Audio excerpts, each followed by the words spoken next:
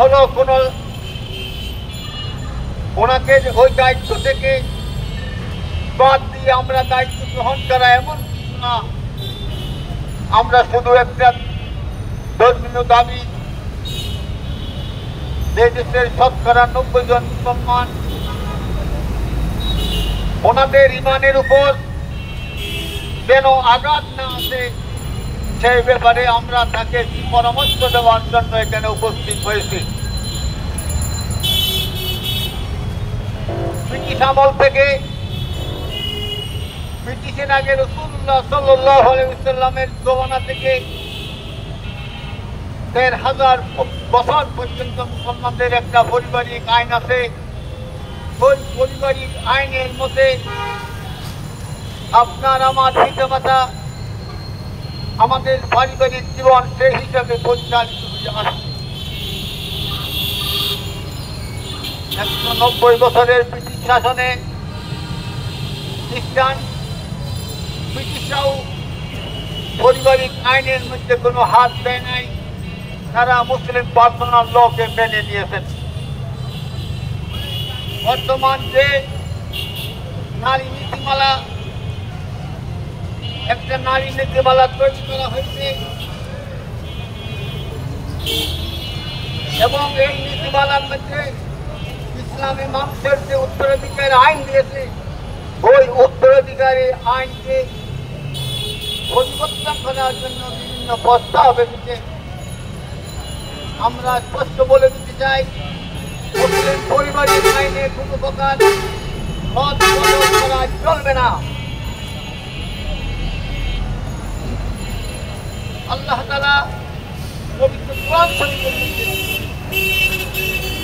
মেয়েদের জন্য উত্তরাধিকার সম্পত্তিতে ছেলের অর্ধেক দিয়েছে এবং ওই মেয়ে যখন বিয়ে হয়ে যায় সে স্বামীর পক্ষ থেকে মোহরানা পায়, সে তার পিতা থেকে পায়, আরো বিভিন্ন জায়গা থেকে সে অনেক সম্পদ পায়। এই জন্য ভাইয়ের উত্তরাধিকার সম্পত্তি থেকে অর্ধেক পাওয়া সেটা আইন বিরোধী, এটা মানবতা বিরোধী। এই ধরনের কোনো আইন এই দেশের কখনো গ্রহণযোগ্য হয় নাই, ভবিষ্যতেও গ্রহণযোগ্য হবে না।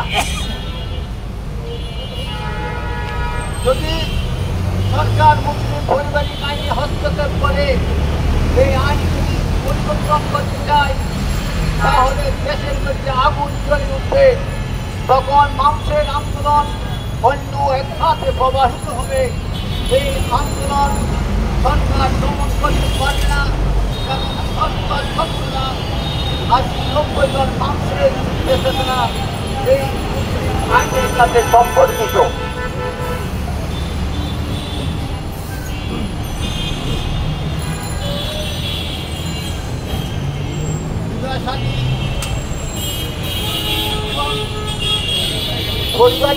পরিবারের মধ্যে জাতীয় সংসদ নীতিমালা এখানে বাস্তবায়ন করার জন্য প্রচেষ্টা চালানো হচ্ছে।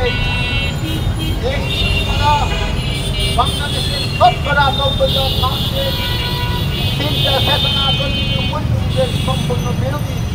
আমরা এই থেকে সরে আসার জন্য আমাদের মাননীয় প্রধান উপদেষ্টা সাহিত্য অনুরোধ করব।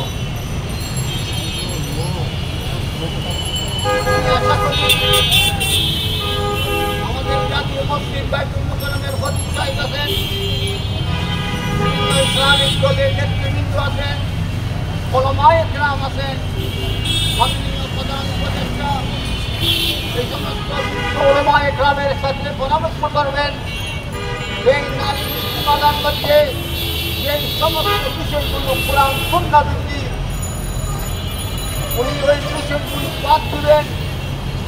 উলামায়ে কেরাম ধর্মপ্রাণ মানুষ কিন্তু আইন অবলম্বন যেগুলোকে সমর্থন দিবেন, এগুলি যদি শরীয়ত না হয় তাহলে এগুলি বাস্তবায়নে আমাদের কোনো আপত্তি নাই। আমাদের দায়িত্ব মুসলমানদের কাছে বিষয়গুলো উত্থাপন করা।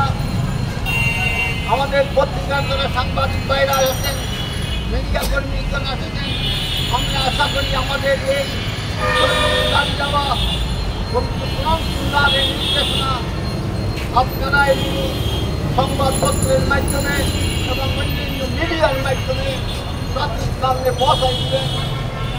সরকার যেন এই জিনিসগুলো যেটা যেন উপকৃত হয়, দেশ যেন হানাহানি রক্তারক্তি যেন না যায়।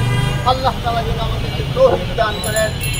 আমাদের ডক্টর ইউনূস সাহেব যেন এই জিনিসগুলো ভালো করে বুঝেন। তৌফিক কামনা করি।